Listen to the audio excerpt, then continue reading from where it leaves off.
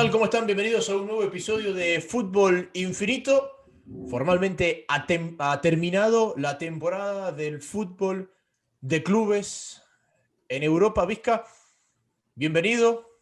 Has tenido una Gracias. jornada larga. ¿Desde qué horas estuviste al aire? ¿O desde hace cuánto estás al aire? Bueno, el partido, ¿qué tal, Jaime? ¿Cómo estás? Un saludo para toda la gente. El partido empezó a nuestras 3 horario del este de Estados Unidos. Empezamos a la 1.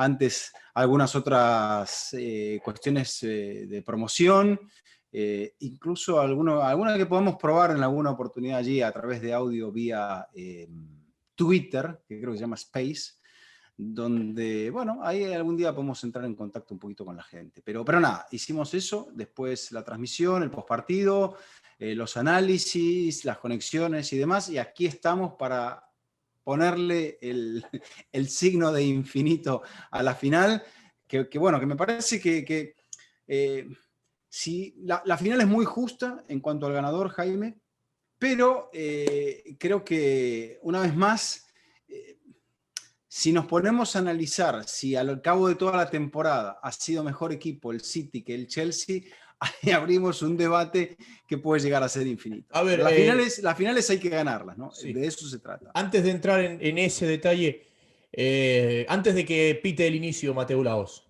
ya con Sí. alineaciones y todo, ¿qué es lo que a ti más te sorprende o no lo viste venir? Bueno, me sorprendió del lado del Chelsea simplemente la inclusión de Havertz, pero me parece que tenía una justificación que aquí se ve de parte de Thomas Tuchel en el hecho de que necesitaba que Werner jugara sobre la banda y que Havertz jugara sobre el centro. Entonces, a partir de ahí, creo que era eso, el manejo de Pulisic, que lo utiliza como revulsivo, o jugar con el futbolista más cercano a la idea de 9 que pretende Tuchel. Entonces, va con el ex del Bayer Leverkusen. El hecho de que no jugara con Christensen se entendía por la lesión que había sufrido Christensen, aunque ya habían pasado varias semanas, si no me equivoco, 4 semanas desde que Christensen se había lastimado, entonces, o 3, no, 4 semanas. Entonces, creo que, Jaime, a partir de ahí, el partido, lo que sí más me sorprende es lo de Guardiola.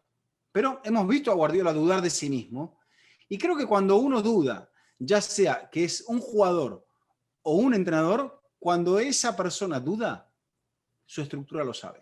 Y me parece que él dudó porque pensó que iba a hacer con esa duda, con esa corrección, mejor al equipo, y le salió mal.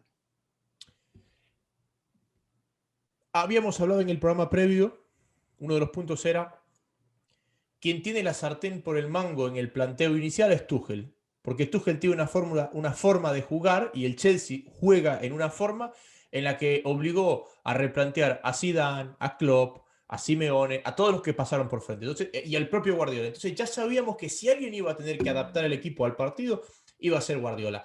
Una vez que ya tienes que adaptar, ya tu margen de error cambia por completo, porque no es tu plan inicial que te lo descifraron, no, tú ya sabes que tu plan inicial no va a funcionar o tu plan, digamos, de la temporada no va a funcionar y vas a tener que reinventar. Y yo creo que más que desde la pizarra haberse equivocado, es cómo ese mensaje lo toman los indicados de ejecutarlo, en forma de duda, me parece, Vizca, Uh y ahí -huh. es donde el City pierde la cierta identidad.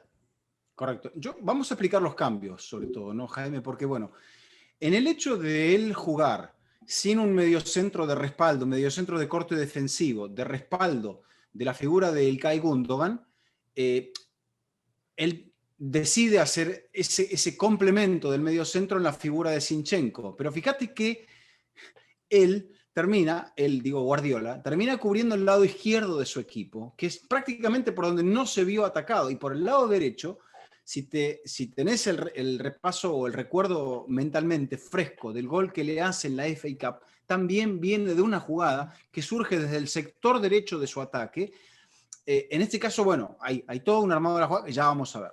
Pero Zinchenko le posibilitaba jugar pegado al medio centro o desplegarse como hombre de presión o de complemento sobre la izquierda, sin ser un carrilero de toda la banda, porque le pidió a Sterling que jugara muy abierto y le pidió a Mahrez que jugara muy abierto sobre la otra banda. Entonces, al modificar quién juega al lado, quién juega más cerca de Gundogan, termina siendo, aparte de Zinchenko, a su derecha, Bernardo Silva. Y luego modifica la posición de Foden, que había actuado en la izquierda, lo pone más cerca de Mahrez y a De Bruyne le dice que vaya a complementar, que intercambie la posición allí, pero yo creo que modificó, con todo esto que explicamos, si es que se entiende, y si no pedimos disculpas, modificó toda la fisonomía del medio y del ataque. A ver, él termina siendo, a mi gusto, un doble sistema. Un equipo que en salida de pelota tenía 3 centrales, siendo Walker el tercer central, y teniendo como carrileros en salida de pelota a Mahrez y a Sterling. Correcto. Porque Bernardo y Zinchenko caían para adelante.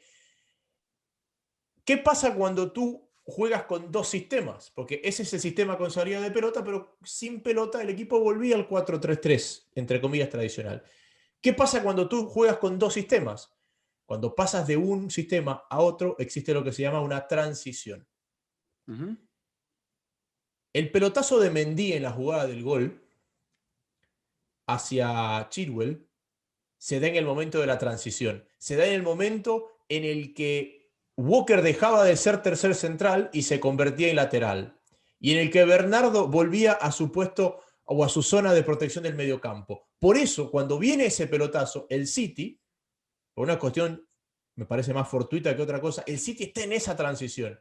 Y eso genera la libertad a Chilwell, la libertad a Mount, que termina, bueno, encontrando ese pase magistral para Kravitz. Por eso, cuando hay una imagen, Vizca, que es reveladora, cuando ya recibe Havertz, hay una mirada, no me acuerdo si es Stones con Díaz o Díaz con Zinchenko, como diciendo, estamos, o sea, estamos mal. Antes de que encare, como diciendo, estamos mal. Acá estamos mal. Acá esto, si no la salva Ederson, esto es gol. Voy a rebobinar un poquito más la película. O sea, viene de un saque de banda. O sea, el City no presiona efectivamente después de un saque de banda.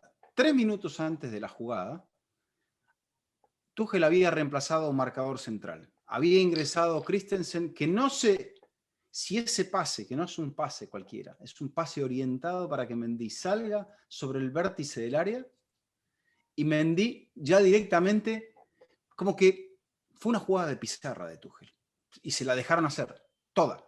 Desde la banda a retroceder, retroceder, retroceder, jugar con el arquero. O sea, que Christensen, que recién entraba, le da ese pase a Mendy, que Mendy lo buscase a Chilwell, que de primera a Chilwell lo encontrase a Mount y que Mount estuviese en una zona donde tenía a la primer camiseta celeste a más o menos 10 metros de distancia. O sea, el City probablemente había hecho una presión o había intentado hacer una presión aquí, no había hecho ninguna presión acá, no había corregido bien todo el resto del equipo y en ese movimiento lo saca completamente. Es que la presión el City la ejercía, Vizca, y corrígeme si estoy equivocado, cuando el City presionaba arriba, era cuando estaba dibujado con 3 centrales. Presionaba arriba. Claro. Entonces, cuando se No, libera pero Mendy, digo, en cuanto a la presión, que alguien fuese encargado de otra marca. Y claro, vos no podés, por más que Mount se hubiese ido y hubiese adrede estado muy lejos de la jugada desde el lateral, Jaime. O sea, vos no podés dejar a Mount solo. Y ahí está el peligro, que en el movimiento de la pelota, ponle que sí, que Chilwell, que es un lateral al cual generalmente en las bandas vos le das un poquito de espacio porque no querés estirarte tanto a lo ancho. Pero que Mount no tuviese nadie, no tuviese a Gundogan cerca, no tuviese a Bernardo cerca, no era jugador de Zinchenko, era fundamentalmente de esos dos, es allí una deficiencia. Y después lo que vos decías, tenías a 3 hombres en la defensa, Werner te aparece por aquí, te dibuja un movimiento hacia afuera, y Havertz te aparece por el otro lado. Y es en ese callejón donde lo que vos decías, que incluso casi parte de su propio terreno, Havertz. A partir de eso ya, e incluso, bueno, me corregirás, si la hubiese desviado definitivamente a Ederson, le pudo hasta haber costado la tarjeta roja. es muy parecida a la de Lehmann del 2006. Yo me acordé de esa jugada, la de Lehmann 2006 que sale con Eto'o. Lo que pasa es que esa le hace la falta, pero es muy... Yo creo que a ver, ese intercambio de miradas de, estamos fritos, para mí también lo saca a Ederson. Porque si la defensa está bien parada, Ederson no tiene que apurarlo a Havertz. Ederson lo puede esperar un Claro. poquito más. Pero como Ederson también se da cuenta que es él No, o es su nadie, último recurso. es Y su en último lugar de recurso, claro. él sale tan lejos a apurarlo. Para cerrar este punto, y nos extendemos tanto en este espacio porque es un partido que tuvo 3 ocasiones de gol. Es el detalle que define el partido, Claro, como el no, detalle que definió la final de la temporada pasada. Se define por un gol, por claro. un detalle, dentro de un trámite que me parece incluso a favor del equipo de Tuchel, que perdió en la temporada pasada, había tenido un trámite bastante más parejo en la final de Lisboa y no en esta de Oporto, porque me parece que el City, con eso que habíamos explicado al principio, Jaime, no entró al partido, nunca estuvo en el partido. Recién cuando Gabriel Jesús empieza a agitar el ataque y a la defensa del rival, es allí donde el City, fíjate que con un poquito de rebeldía casi lo empata. Yo creo que quizás el momento de más soltura del City, y digo quizás porque no fueron remates al arco, sino balones al área, con sensación de peligro, fue en los minutos previos al gol. O sea, los minutos esos 5 minutos siguientes, o no sé cuántos minutos siguientes a que sale Thiago Silva. Hay 3, 4 incursiones del City bastante claras. Hay una de ellas que cierra Rudiger muy bien. Pero Sí, ante Foden. exacto, pero fueron momentos muy, muy, muy puntuales. Para cerrar el tema del gol y la jugada del gol, esta doble función de la que hablábamos, cuando el City presiona arriba, quedaba con 3 atrás. Y con los carrileros presionando arriba. Entonces, cuando el Chelsea le hace lo que el arquero diría, dale vuelta, es decir, arrancas por el derecho y terminas con el izquierdo, cuando el Chelsea hace esto, dar vuelta y la pelota llega al arquero, el City deja de presionar porque dice, si llega el arquero viene el pelotazo. Y en esa transición de no presionar y agruparse, es donde los agarran estirados, distantes, reposicionándose o el término que ustedes quieran, y es lo que termina rompiendo. Era el partido que esperábamos, porque eran equipos que tenían más generación que remate en toda la temporada. Porque no fue Sí, un partido de grandes momentos en los arcos. No, a los dos claramente le faltaba pegada, de hecho se pierde el segundo Pulisic en el segundo tiempo. En alguna situación, o Werner que pifia un disparo, o Havertz que no se animó a pegarle con la derecha en una definición entrando sobre el lado derecho del ataque del Chelsea en el primer tiempo, fueron las insinuaciones más importantes. Yo creo que el City renunció al modo que tenía de jugar. Creo que tuvo un peso negativo de parte de su entrenador, e incluso después Jaime, no sé, dudo que Ferran Torres hubiese podido, tan joven, tener un peso de cambio, porque me parecía que era la última pieza ofensiva que le quedaba a Pep. Pero al hacer los cambios en 3 ventanas distintas, Fernandinho, Gabriel Jesús y Agüero, no sé si es que lo descoloca la lesión de De Bruyne, que también es un hecho importante a marcar. Creo que ahí es donde, bueno, Guardiola se la juega por estas piezas. Fíjate que son 2 veteranos como Agüero y como Fernandinho, y un jugador como Gabriel, que no ha sido exactamente un jugador en el cual Guardiola ha tenido tanta fe durante toda la temporada. Entonces, Guardiola apela a estos futbolistas porque me parece que entiende que estaba perdiéndolo, que siempre tenía una movida detrás de Tuchel. Y creo, Jaime, que si lo comparásemos con el Chelsea de 2012, que sabía agruparse, que sabía sufrir y meterle el pelotazo a Drogba, este es un equipo que ni siquiera tuvo que apelar a que un penal como pasó, que Petr Cech se lo para Robben, que en fin, frenara al rival, sino que todo lo contrario. Este fue un equipo que, aún defendiera abajo en el segundo tiempo, estaba en control del partido. No, estoy de acuerdo con eso, Vizca. A ver, un par de cosas que hemos hablado durante el año y que es un buen momento para refrescarlas. Hemos siempre mencionado que el problema de los equipos corales sin nombres propios es que el equipo coral te va a resolver la mayoría de partidos, como lo ha hecho el City de temporada. Pero el día que el equipo coral no camina, no tienes un arma, un as bajo la manga que te pueda ganar el partido solo. Y me parece que Guardiola apuesta a Agüero entendiendo que ese era su mejor as bajo la manga para que le resuelva el partido en una jugada. Cosa que el Kun ni siquiera la tuvo, porque Agüero no la falló, nunca la tuvo, me parece, en el partido de Agüero, una oportunidad como para decir, bueno, No, esta era tuvo la de un Agüero. desmarque sobre el borde izquierdo del área contra el fondo que trata de meter un centro atrás, pero que Mendy, alto como es, estiró sus brazos y se lo quedó como una jugada de rutina. Exacto, entonces eso como característica del City, que al no tener nombre, al no tener un arma letal, el momento que en la coralidad, que es la que lo ha traído hasta acá, no funciona porque hay un equipo igual de coral que lo ha superado, bueno, la épica parece imposible. Eh, Eso por ese lado. Y segundo, que ha sido la Champions, yo decía, de los mediocampistas, Vizca. Ujú. Hemos hablado de Modric, hemos hablado de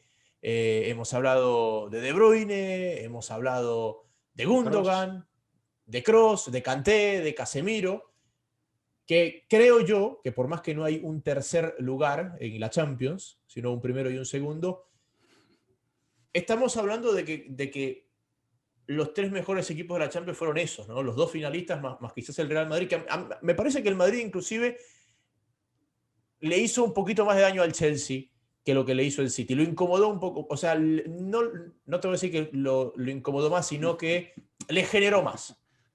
Es que parte del problema del City es que el City hoy no le generó Vizca.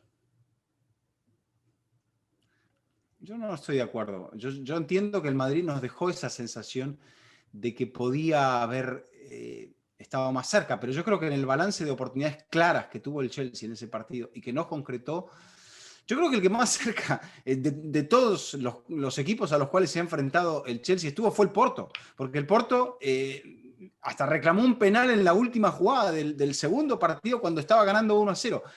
El Porto es el único que le ha ganado, ¿eh? El Porto Sí. es el único que le ha ganado y ha estado 6 minutos por debajo en el marcador este equipo del Chelsea en toda la Champions, Jaime.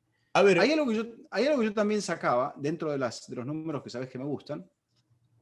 El Chelsea es el segundo mejor equipo de la segunda vuelta del campeonato inglés. Saca 7 puntos menos que el campeón en la segunda vuelta, cuya segunda vuelta del Manchester City es decisiva, y que mejora incluso la primera vuelta porque hace 41 y 45. El Chelsea era noveno en la primera vuelta, saca 38 puntos en la segunda y se colocó en el cuarto lugar, que a la larga le termina siendo redundante porque clasifica por la Liga y también por la Champions. pregunta, Vizca. Sí, ¿Tuchel dirige por completo la segunda vuelta? ¿O si toda, llega a dirigir Lampard algún partido? toda Toda. la segunda vuelta. Los 19 partidos de la Liga, y debo tener los datos por allí, los 19 partidos de la Liga donde mejora el rendimiento de Lampard, creo que eran 29 puntos contra los, me parece que son, a ver, Claro, pero a lo que voy es, eh, en los partidos que dirige, o sea, contando desde que llega Tuchel, igual el City sumó más puntos que el Chelsea en ese tramo de la temporada. Sí, sí, sí, es verdad, es Okay. verdad. No, te lo preguntaba porque no tenía claro, porque no me quedaba claro si es que había sido exactamente jornada 20 la llegada de Thomas Tuchel. No, Tuchel llegó para la segunda vuelta, lo reemplaza Lampard el 26 de enero, o sea, 4 meses y 3 días antes de la final. Con el de hoy son 30 partidos, 19 victorias, 6 empates y 5 derrotas, con 38 goles a favor y 16 en contra, 16 de los cuales fueron marcados por el West Brom. En la Premier, en la segunda vuelta, fueron 11 victorias, 5 empates y 3 derrotas, con 25 goles a favor y 13 tantos en contra. Era noveno con 29 puntos y en el campeonato terminó con 67, o sea que sumó 38 puntos en la segunda vuelta contra los 45 del City, que se le cae un poco el equipo al final después de la lesión de Christensen en el partido en el Etihad contra el Manchester City. Sufre porque muy apretado de gente, les llega la FA Cup, que encima de todo la pierde, después tiene ese partido decisivo que le tenía que ganar al Leicester City y después se vuelve a caer contra el Aston Villa en la final. O sea, pierde contra el Arsenal, que le gana los 2 partidos. El Arsenal le ganó los 2 partidos de la temporada al Chelsea. Mirá, y la campaña del Arsenal, que no va a jugar competencia europea, pero así es el fútbol, Jaime. A ver, antes de entrar en más detalles, ¿no? Porque este es un poco lo que fue este partido en sí, que tuvo un momento puntual que lo hemos descrito y que ya hemos coincidido que a pesar de que el City sumó un par de puntitos más que el Chelsea, 4 puntos me parece desde que llegó Tuchel, más que el Chelsea, desde que llegó Tuchel el mejor equipo de Europa ha sido el Chelsea. Por eso es el campeón de Europa, por eso clasificó a la próxima Champions teniendo en cuenta dónde lo recibió. Pero también estuvieron involucrados en diferentes partes del mundo, en diferentes formatos de transmisión, Aitor y Pepe. Y vamos a escuchar a Pepe del Bosque y su conclusión final de lo que ha significado este título del Chelsea y esta Champions para el equipo de Thomas Tuchel. ¿Qué tal? ¿Cómo están, amigos de Fútbol Infinito? Vizca, Aitor, Jaime, me da mucho gusto saludarlos. Me parece que merecidamente podemos decir que el Chelsea es campeón de la UEFA Champions League, hizo un mejor partido. La primera parte, la pregunta es, ¿realmente se equivocó Guardiola? Yo creo que no. Hablar siempre con el resultado en la mano es engañoso y ventajista. Yo creo que la idea inicial de Pep Guardiola tenía sentido, con Gundogan en la base, con Zinchenko cerrando como un centrocampista más, flojo partido de Bernardo Silva en el interior derecho, pero en términos generales la idea tenía sentido. El problema para el City es que estuvo muy nervioso John Stones. Rúben Díaz tampoco tuvo su mejor día y además en la acción del gol de Kai Havertz termina siendo determinante la falta de coordinación defensiva del conjunto Citizen, porque sale demasiado John Stones a perseguir a Mason Mount, luego recorre Rúben Díaz con el movimiento de Timo Werner y ahí entra la pelota de Mount, donde encuentra a Kai Havertz al espacio y a la espalda del ucraniano Zinchenko. Yo creo que el gran debe del Manchester City está en la segunda parte. Muchos me dirán, es cierto, un equipo mermado por la salida de Kevin De Bruyne después de ese choque con Antonio Rüdiger, y estoy de acuerdo, pero le faltaron argumentos ofensivos al equipo de Pep Guardiola, al equipo que teóricamente mejor domina lo que se le conoce como ataque posicional, le faltó fluidez en campo rival, 69% de posesión de la pelota en la segunda parte y no disparó una sola vez al arco de Eduard Mendy. Gran partido de Kai Havertz, más allá de la anotación, se movió muy bien, condujo, guardó la pelota, supo siempre por dónde tenía que moverse, recuperó las pelotas. Gran partido de Havertz, que sigue siendo muy joven, y no veríamos esta versión posible del exfutbolista del Bayer Leverkusen sin un nombre puntual, Peter Bosz, el ex estratega del Bayer Leverkusen, que convirtió a Kai Havertz, que era un media punta nominal, en un interior primero en la temporada 18-19 y en un falso 9 en la temporada 19-20. Y por supuesto, el nombre que todos queremos escuchar, el de N'Golo Kanté, que es impresionante. No importa con qué entrenador esté, N'Golo Kanté da resultado. Con Ranieri en 2016, campeón de Premier con aquel Leicester. En 2017 con Antonio Conte ya en el Chelsea, ganando también la Premier. En 2018 con Didier Deschamps, que levanta la Copa del Mundo en Rusia 2018. En 2019 que gana la UEFA Europa League con el Chelsea de la mano de Maurizio Sarri, y ahora la UEFA Champions League de la mano de Thomas Tuchel, un Thomas Tuchel que sale muy reforzado, que venía de ser, ya lo saben, subcampeón de la Champions, que perdió contra el Bayern Múnich el curso pasado, y el tercer entrenador de manera consecutiva que levanta la Copa de Europa, ¿no? Lo ganó Klopp en 2019, lo ganó Hansi Flick en 2020 y ahora Thomas Tuchel en 2021. Pero el dato se complementa con algo que me parece muy significativo, porque ni Klopp, ni Flick, ni Tuchel tienen la misma estructura táctica. Entonces hablamos de que Alemania no solamente tiene un dominio hoy en día en los banquillos, sino que también tiene una gama de posibilidades, una cantidad de opciones a nivel pizarra tremenda. Me parece que merecidamente el Chelsea se lleva a la final y le ganó bien al equipo que nosotros decíamos era el más convincente de la temporada 2021. Les mando un fuerte abrazo. Perfecto, Pepe. Muchísimas gracias. Y también estamos con Aitor, que nos va a contar un poco también su panorama y sus conclusiones de lo que ha sido esta final, este título del Chelsea, esta derrota del City en esta temporada europea 2021.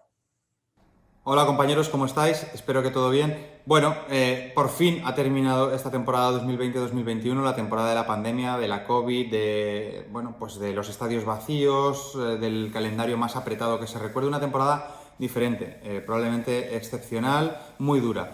¿Qué conclusiones me deja tanto la temporada en sí como la Champions en particular? Pues bueno, para empezar, lo complicado que es levantar la orejona llegando al partido final, al último partido, como debutante, sin haber tenido la experiencia previa de haber disputado otra final antes, desde 1997, con el título del Borussia Dortmund frente a la Juventus de Turín. Han pasado 10 equipos, 10 debutantes, 10 conjuntos que nunca habían disputado una final y efectivamente han llegado a disputarla, y los 10 la han perdido. No me parece un detalle menor, ¿no? Que el Valencia, el Atlético de Madrid, el Mónaco, el propio Chelsea y ahora en estas últimas temporadas de manera consecutiva Tottenham, Paris Saint-Germain y Manchester City pues hayan conseguido romper ese techo de cristal que les alejaba del último partido, del último peldaño, pero no hayan conseguido el éxito. El segundo detalle, ya de manera más global, es la importancia en la fase defensiva, en las capacidades defensivas del fútbol, que me parece que se minusvaloran e incluso da la sensación de que al jugador, sobre todo en formación, se le trata de quitar o se le trata de complicar la tarea de defender y de defender bien. Quiero resaltar el papel de Rubén Díaz como uno de los jugadores más importantes de esta temporada, el central del Manchester City, y sobre todo especialmente el papel de N'Golo Kanté en ese centro del campo, robador, quitador, a partir de ahí lanzándose muchas veces y proyectándose también al ataque. No me parece casual, y menos en una temporada tan excepcional como esta, que los 6 campeonatos más importantes de Europa, recordemos Portugal, Francia, Italia, Alemania, Inglaterra y España, hayan acabado con los 6 equipos menos goleados como campeones. Recordemos, Sporting Club de Portugal, Inter de Milán, el Bayern de Múnich, el Lille, el Manchester City y el Atlético de Madrid. No se ha vencido a partir de marcar más goles, sino sobre todo a partir de encajar menos, que es lo mismo que ha sucedido en la Champions. El equipo menos goleado, el Chelsea, ha levantado el trofeo. Así que un año para reivindicar el factor defensivo, que también tiene mérito y tiene arte, incluso os diría, en el fútbol. Y el tercer elemento que me gustaría destacar es algo que ya mencionamos también en el vídeo de previa de la final, que es el factor coral, colectivo, de los equipos que se han proclamado campeones. Recordábamos la lista de grandes jugadores que no han ganado ni su título nacional ni han disputado la final de la Champions. Ahí estaba Messi, estaba Cristiano, estaba Mbappé, estaba Neymar, estaba el propio Haaland. Si queremos meter también, para mí, debería estar Benzema. Ninguno de ellos ha ganado la Liga, tampoco han jugado la Champions. La final de la Champions la han disputado 2 equipos desde la coralidad. Uno, el Manchester City, con una apuesta por parte de Pep Guardiola que creo que no le favoreció demasiado. El otro, claramente, con este sello propio que le ha dotado Thomas Tuchel desde su llegada en el mes de enero. Muchísimo mérito aplicarle y acuñarle ese sello en tan solo 5 meses a un equipo muy reconocible, un equipo de autor, este Chelsea ya campeón, y que yo creo que sintetiza, por lo que os decía antes, por la coralidad y por el respeto y el mimo y el arte a la hora de defender, yo creo que 2 cualidades que para mí definen esta temporada 2020-2021. Muchísimas gracias, Aitor. Ya nos juntaremos los 4 para volver a hacer un programa juntos en vivo y en directo, al menos nosotros viéndonos en vivo y en directo. A ver, Vizca, Tuchel no es el primer entrenador que toma un equipo a mitad de temporada y lo hace campeón de la Champions. No. Pero sí es el primer entrenador que es despedido a mitad de temporada y gana la Champions esa misma temporada. Sí. Sí, porque Tuchel dirige, coloca a su equipo en la ronda de los octavos de final y después arranca en los octavos de final. O sea, termina la fase de grupo, dirigió todos los partidos. Dirigió los 13 partidos de la temporada, pero con 2 equipos distintos, una cosa muy particular. Bueno, de hecho, Tuchel llegó a estar más o menos un mes desempleado. Un mes en el que no hubo Champions, que fue diciembre. Exacto, un mes en el que no hubo Champions, donde él pensó que era lo que iba a hacer. y donde... No, fue enero, perdón. Fue enero. Él lo despiden después de Navidad exacto. y a febrero Creo que ya lo estaba dirigiendo. lo despiden el 26 y lo nombran el 26. Así que le juega el 26, Tuchel. Sí. ¿Tú crees que Leonardo va a estar invitado a la final de la Supercopa? Donde van a estar Emery y Tuchel, los dos últimos entrenadores que despidió. Yo creería que no, es un buen punto, pero me parece que Leonardo no va a estar invitado, ni tampoco el señor Al-Khelaifi. Me ponía a ver coincidencias, ¿no? A ver, la Europa League la gana el entrenador que echó el Chelsea, el que echó el PSG para traer a Tuchel. La Champions la gana el entrenador que echó el PSG para traer a Pochettino. La Champions pasada, el gol de la victoria lo hace un hombre que fue descartado por el PSG. Sí. Descartado por el PSG. Y hoy se ha convertido en campeón de Europa un jugador al que no se le renovó el contrato en el PSG, que es Thiago Silva. Exacto. Se lo dejó libre. Se lo dejó libre, exactamente. Entonces, bueno, te marca un poco cómo ha sido la gestión de Leonardo como director deportivo del Paris Saint-Germain. Porque tiene buen ojo, Jaime tiene buen ojo, porque ha podido elegir. Lo que pasa es que no tiene buen timing. Dice la próxima me toca a mí. Claro, lo que pasa es que no tiene buen timing. Bueno, pero eso va a ser un poquito de fútbol de estufa, que no te gusta el fútbol. No. A mí no me gusta el fútbol de estufa. A Pepe le gusta, a Pepe le encanta, pero no vamos a jugar fútbol de estufa, aunque por ahí jugamos. ¿Quién sabe? ¿Quién sabe qué nos depara? La tiene que vender Pepe bien, decir, les propongo un tema y nos la tiene que tirar ahí al aire. Bueno, no, él se va a hacer cargo del fútbol de estufa, no hay ningún problema. Pero no sé, ¿qué pensará Pep? ¿Qué habrán pensado sus dos asistentes, Rodolfo Borrell o Juan Malillo? ¿Quién habrá tenido la idea de decidir que no iban a jugar ni Rodri ni Fernandinho en este partido? Entiendo lo de Rodri, porque este es un equipo de un mediocampo muy dinámico y creo que la presencia física de Rodri hace que dudes de colocarlo contra un equipo tan dinámico. Pero fíjate esto, dentro de las dudas de Guardiola, en el Barça no dudaba, Jaime. Era como que no podía dudar. Y aquí sí ha dudado. Y una vez que ha empezado a dudar, Guardiola se ha alejado del éxito en la Champions. Entonces, e incluso sus detractores, que sabemos que los hay, y a montones, pensarán, bueno, Pep se fue del Barça y el Barça demostró que podía ganar una Champions sin Pep. Está bien. Pep llega a un equipo que había ganado el triplete y él no lo pudo ganar. De hecho, cuando se fue, volvió a ganar el triplete. Entonces, ahora tenía todo para hacerlo, para la victoria, o por lo menos para jugar el partido mejor, Jaime, sin desapegarse de su identidad. A mí no me parece que sufrió mucho desde el control la ausencia de Rodrigo de Fernandinho. Yo creo que desde la presión. Exacto. Yo no creo que defensivamente estuvo mal. A ver, defensivamente Gundogan jugó un partidazo. El problema en la estructura es que Gundogan, tu segundo goleador, quedó muy lejos del área. Exacto, a eso voy, que cuando vos modificaste toda esa... A Gundogan le tenés que dar la libertad para que te rompa entre líneas, para que se junte con los dos interiores que juegan, o falsos interiores, y él limitó a Bernardo al hacerlo jugar en una posición que me parece que no la siente, porque de hecho era un poco esa la zona de Mahrez, de Bernardo, de Walker y del propio Gundogan. Pero el equipo, claro, estaba parado acá y no logró hacer el movimiento para posicionarse del otro lado de la cancha. Ya cuando la pelota rotó, el City, sobre el final del primer tiempo, iba lentamente y los pases largos, que no fueron tan vertiginosos. La jugada se acelera una vez que va de Chilwell a Mount. Pero Mount recibe con tanta libertad que habrá pensado el City que ahí no le podía hacer daño, pero volvemos a lo mismo. Se repite la historia de cómo llega la jugada del gol que le hizo Tuchel a Pep Guardiola en la semifinal de la FA Cup. Te voy a vender una teoría, Vizca. A ver. Tú sabes que yo tengo que me enamora mucho del 3-5-2, que soy un amante de la línea de 3 y de los mediocampos muy poblados. Es una tendencia en el fútbol élite, los equipos que juegan con este sistema. Comenzó como un sistema en el que los modestos le hacían daño a los más grandes y ahora es el sistema que los grandes están usando para sacar partidos adelante. Te pongo dos ejemplos, el Chelsea y el Atlético de Madrid. La línea de 3, déjame terminar. Sí. La línea de 3 siempre existió. Muy italiana, pero era un sistema pasivo que te ocupaba bien los espacios para esperarte. Esa línea de 3 llega un poco a Inglaterra de la mano de Conte justamente al propio Chelsea.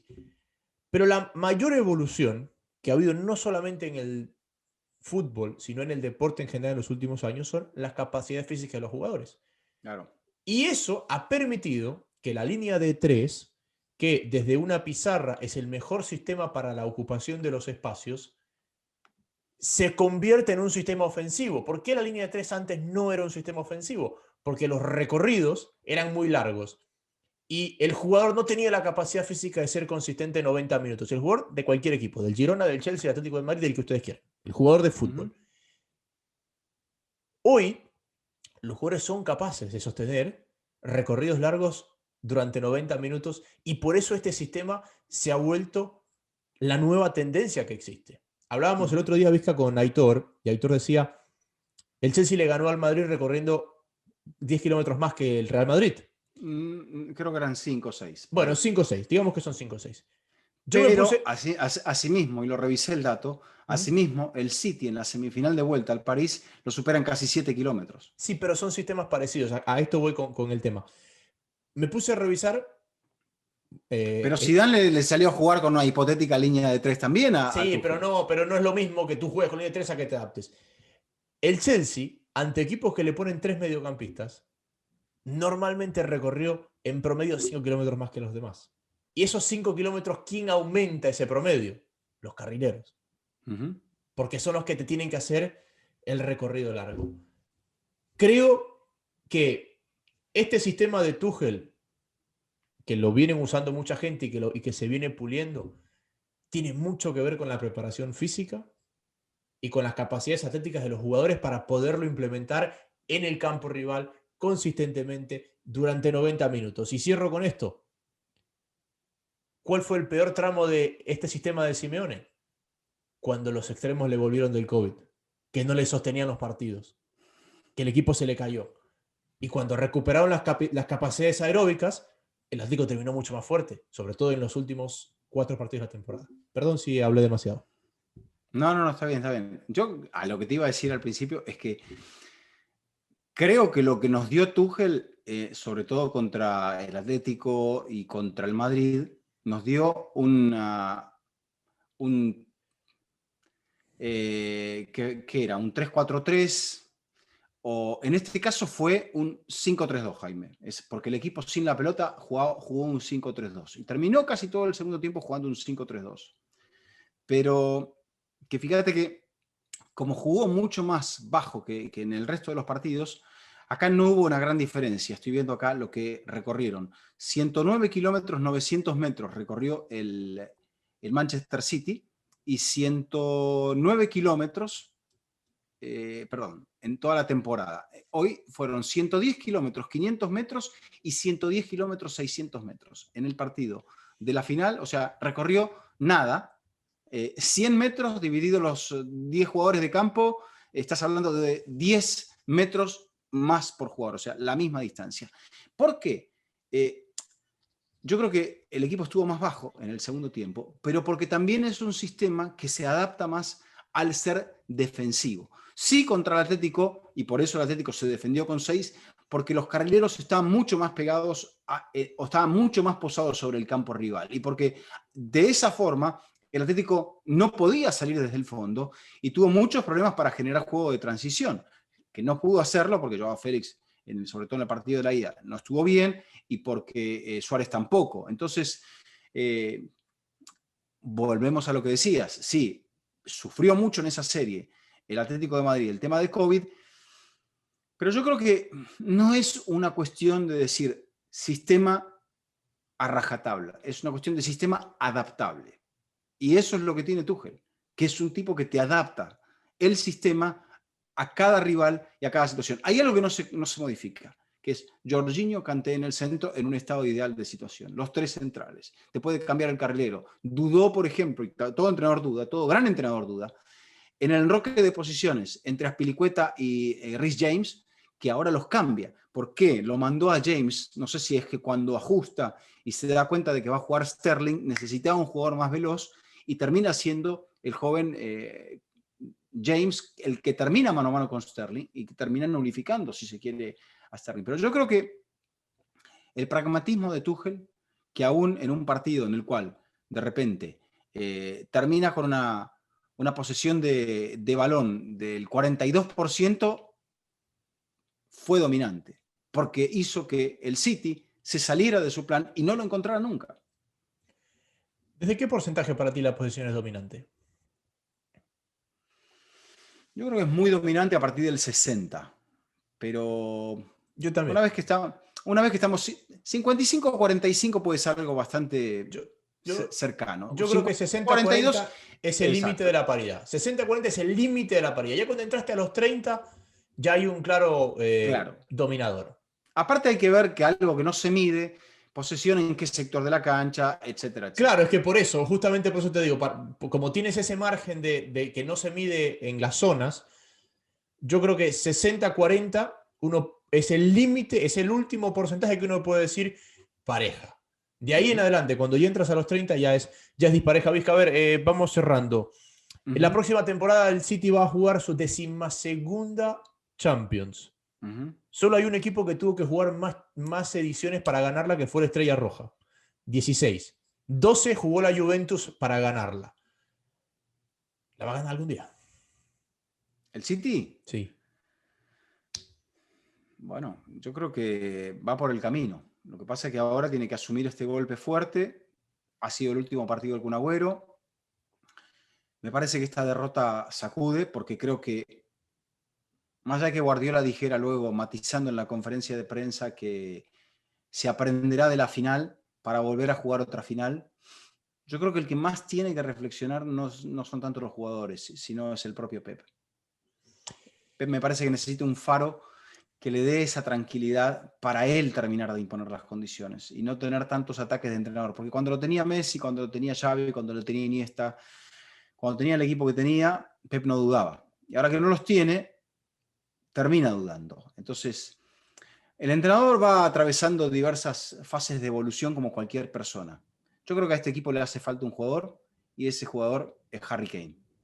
Me imagino que ha habido un tanteo, dice el Tottenham que quiere 150 millones de libras, el City ofrece 100 millones. Si ya están negociando, es porque se lo va a llevar Guardiola. Sí. Entonces, el Chelsea no se va a quedar de brazos cruzados, se va a enfrentar al Villarreal el 11 de agosto en Belfast y verá si puede competir en la carrera por Erling Haaland, o si se lo va a llevar el United, o si se lo va a llevar algún otro equipo, o el Real Madrid, que dice que lo quiere, pero serás muy poco fanático del verano de estufa, pero va a haber mucho para desmenuzar, y sobre todo con grandes equipos sin cerrar todavía a los entrenadores. De hecho, Jaime, se dice que algo que se dice, no me tomes la palabra en esto, que Levy tuvo que levantar el teléfono para preguntarle a Pochettino si estaría dispuesto. ¿A qué te suena eso? Aquí hay algún jugador, probablemente, que tenga la camiseta número 10, que diga, bueno, yo por ahí puedo reconsiderar, este es el club de mi vida, que me voy a quedar, pero ¿a quién me van a traer? Entonces, no sé. Dicen que a Pochettino también lo quieren en el Madrid. Te aclaro algo, todavía el Leeds no ha anunciado la extensión del contrato de Bielsa, y Bielsa, en una entrevista que dio hace pocos días, dijo, al club le he prometido que la primera oferta que voy a escuchar sea la de ellos. Otra cosa que alguien se lleve al loco, que tuvo una segunda parte de la temporada también, no de puestos de Champions, pero que le anduvo bastante cerca. Y con el Leeds United, que llevaba 16 temporadas sin jugar en la primera división inglesa. Es más barato fichar entrenadores que jugadores. Y las chequeras están pobres.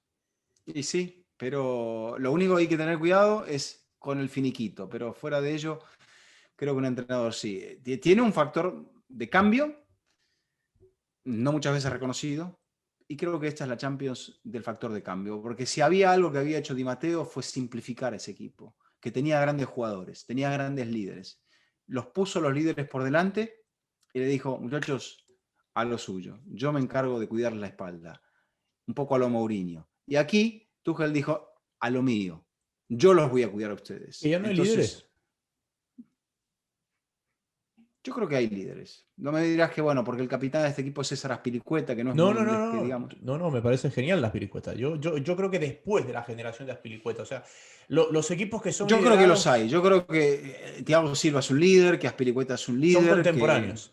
La generación siguiente a ellos, el día que se retiren todos estos jugadores que tienen 34 años, que son Azpilicueta, el Kun Agüero, Messi y toda esta gente, yo no veo a nadie atrás que diga, bueno, este va a ser capitán de tal o cual equipo. Es que eso no lo sabe. Probablemente, Jaime, haya otro tipo de liderazgos, pero que los hay, los hay. O sea, podemos encontrar un líder en Harry Kane, no está a los gritos, no está pegando patas. Antes lo que pasa es que asociamos al líder con ese tipo que salía con la pierna fuerte. A propósito, tema de tintero. Hubo mucha gente que se quejó de la acción de Rüdiger sobre De Bruyne. Es evidente que habiendo cuatro, pese a que eran 2 asistentes de línea, había 4 hombres en el VAR, nadie haya pedido la revisión de la jugada. Hay una cosa que la imagen... Tu visión. No, es que la visión mía es igual que la tuya. Yo me baso en lo que dijo Daniel Chanona, el reportero de campo de Univisión que estaba ahí. El director de cámaras está buscando un contacto abajo, por eso la imagen no es clara. Lo que lo lesiona, y por eso creo que es una jugada que va a marcar un precedente, lo que lo lesiona a De Bruyne es que el momento que él choca su cara contra la máscara de Rüdiger. Eso es lo que lo lesiona. Entonces, esta máscara de fibra de carbón para proteger el pómulo y la nariz de un jugador, el momento que un jugador choca desarmado contra eso, bueno, está el ejemplo que pasó con De Bruyne. Porque De Bruyne, sí, la entrada de Rüdiger es fuerte y se queda sin aire por la entrada en el No, porque le da con el Rüdiger un poquito más alto, le da con el hombro. Claro. Y pero creo que le da con el hombro en el mentón y la totalmente. Y la cabeza por ahí le golpea. Pero el golpe en la cabeza, o sea, en el mentón y en el cuello es falta de choque con Rüdiger y yo de acuerdo que no debe ser más que amarilla. Lo que lo saca del partido a él es el golpe en la cabeza y ese golpe en la cabeza es contra la máscara de fibra de carbón de Rüdiger. Es como el tipo que tiene una máscara de esas realmente tiene la máscara va a tener que tener un elemento protector por fuera que sea como una especie de acolchado. Bueno, Raúl Jiménez esperamos que vuelva a jugar. Sí. Raúl tuvo un corte en la zona del parietal, una fractura en la zona del parietal que lo dejó, como dicen algunos, al borde de tener un daño profundo. Como Checo. Claro, por suerte, no, más dicen que más severo todavía, porque era una fractura mucho más importante y que, si bien es cierto, Jaime, no, dentro de toda la situación, no vemos a los médicos ni a nadie entrar en pánico, fue porque lo cubrieron inmediatamente, pero requirió de una operación y fue algo serio. Está entrenando Jiménez, pero va a tener que tener una protección que lo proteja a él. Y que va a ser muy difícil que lo proteja él también del cabezazo y del impacto con cualquier otro objeto. Sí. Bueno, vamos llegando a la parte final. La semana pasada hablamos de que hice mi último partido después de haber hecho 6 años seguidos la liga.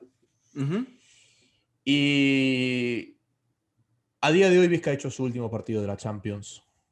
Y me hago responsable yo de lo que estoy diciendo, porque es información que he leído en los medios. Información que yo he leído en los medios y que ha sido publicada por quien va a tener la Champions la próxima temporada en el territorio donde Vizca le estaba trabajando. Vizca, ¿cuáles son tus sensaciones? O sea, ¿qué pasa por tu cabeza a esta hora? La verdad, Jaime, sigo todavía pensando en el partido, sigo pensando en el fútbol infinito, en todos los retos que nos quedan. En lo que hacemos aquí entre nosotros y bueno, sigo subido a esa ola.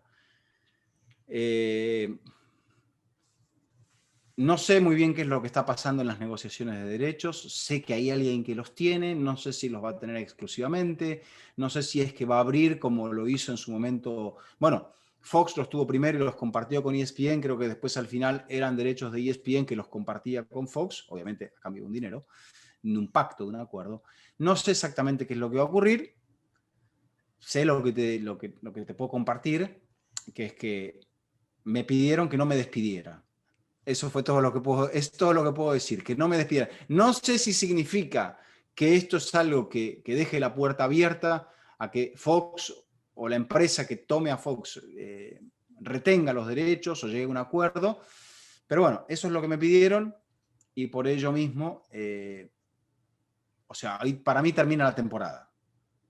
Lo que venga todavía no lo sabemos. Por lo tanto, quizá por eso sea que no he procesado muchas emociones y que bueno, tenga la mente abierta, esperando.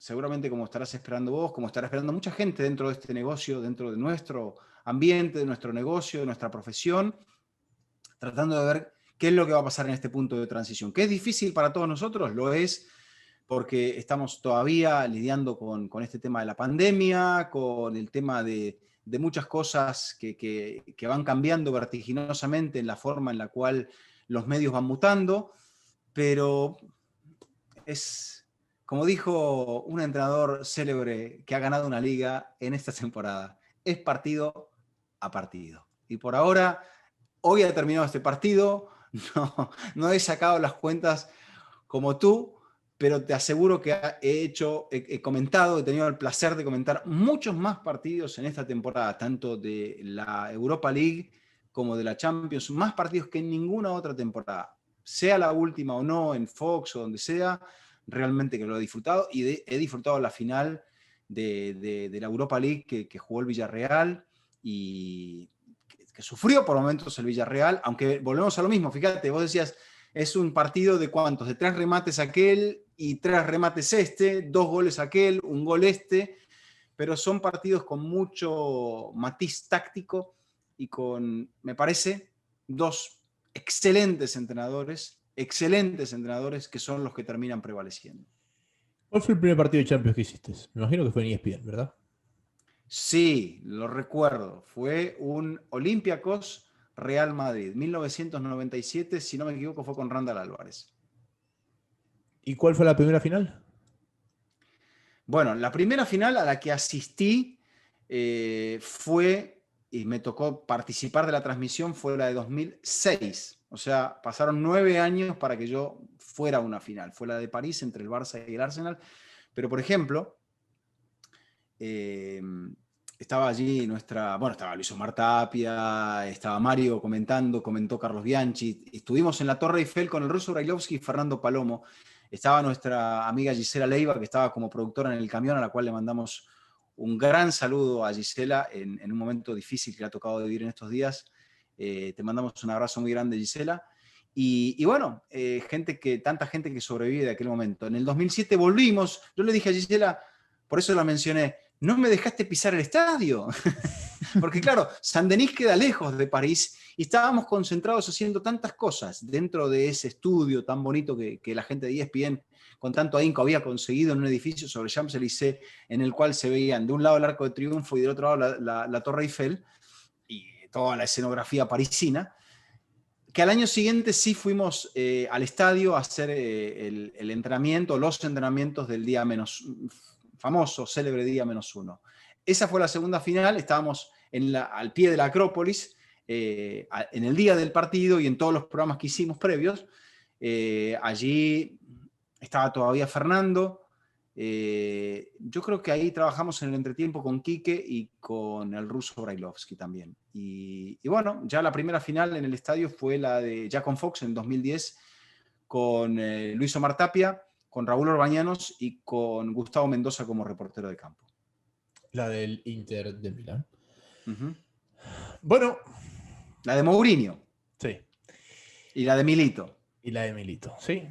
Bueno, nosotros tenemos planificado 3 episodios más de eliminatoria sudamericana e iremos partido a partido. Iremos partido a partido, hay fútbol de estufa, hay copas, están todas las copas, la Copa Oro, la Copa América, la Copa... Decimos que no vamos a ir de la vacaciones, Eurocopa. pero al final No lo nunca, sabemos, nunca no lo sabemos. vamos. Vamos a hacer lo que diga la jefa. Vamos a hacer lo que diga la jefa. Bueno, Pica se viene para mi casa porque vamos a celebrar después a cenar después de la temporada que hemos tenido. Lo que pasa es que por logística es más fácil grabar cada uno desde su lugar. Así que los dejamos. Les agradecemos. Los dejamos, sí, así es. No hay nostalgia, no hay. No te lo he preguntado, Jaime, pero bueno, no sé. Por lo menos de mi parte no hay nostalgia. Ha sido todo muy intenso. Habrá que procesarlo, pero bueno, desde tu lado también. No te he dado la palabra, no te lo he preguntado porque lo hablamos la semana pasada, pero bueno, quizá la gente. No sé si hay algo más que comunicar. No hay nada más que comunicar, salvo que al día siguiente que grabamos el programa me levanté a ver el Gran Premio de Monte Carlo y que mañana voy a ver las 500 millas de Indianápolis. Uh-huh. Que vas a venir a cenar. Sí, señor. Y que los niños te van a levantar bastante temprano, que he pasado más tiempo esta semana con ellos de lo que he pasado desde que volvimos al ritmo de trabajo. Entonces, creo que al final eso es lo importante, eso es lo que uno disfruta y que iremos viendo qué va marcando, qué partidos van marcando el camino. El partido a partido. Hoy sí, Jaime, concluye la temporada europea más corta hasta ahora de la historia. No, la más larga de la historia. Bueno, porque fueron 2 temporadas, pero es el periodo más corto entre 2 finales de Europa, entre el 23 de agosto de Lisboa al 29 de mayo en Porto. Ha sido el paréntesis, el cierre del arco perfecto para Tuchel, que me parece que junto con sus enormes jugadores, Kanté, Havertz, Mendy, primer africano arquero, Segundo. porque bueno, Segundo. primero. Bueno, Segundo. En realidad, sí, en realidad Mendy es francés. Entonces no es africano. Sigue siendo Grovelar el único. Bueno, pero Grovelar, sí, está bien, defendió la selección de Zimbabue, entonces sí, era nacido en Durban, Sudáfrica, pero era todo ahí muy cercano allí y sí, defendió la selección de Zimbabue. Bueno, para mucha gente era inglés, o sea, porque vivió toda su vida en Inglaterra, pero bueno, te lo respeto. Entonces, por ahí Grovelar sigue siendo el único arquero africano campeón de Europa, pero fíjate lo que decían de Mendy, que no sabía jugar con los pies. Con la cuarta parte de la asistencia, la otra cuarta parte de Chilwell, la media asistencia de Mount y la definición de Havertz, se ha definido esta Champions. Detalles. Uh-huh. Despídase, pues. Será hasta el próximo Fútbol Infinito, entonces. Muchas gracias. Esto ha sido un nuevo episodio de Fútbol Infinito. Será hasta la próxima.